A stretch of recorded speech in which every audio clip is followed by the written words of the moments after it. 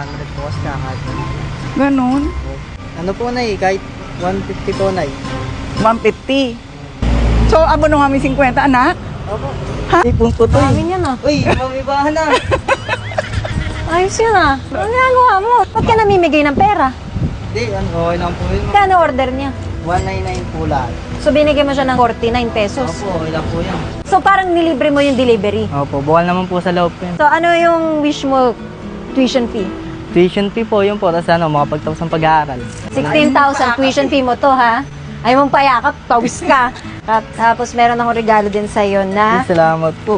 10,000 pang gastos. Payakap naman ako! Wait lang, bababa mo lang po ako.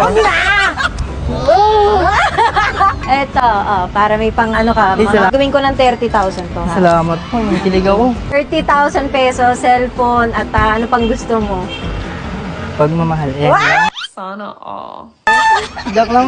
Merry Christmas, Okay lang, Kuya. ma'am. Thank Merry you so much.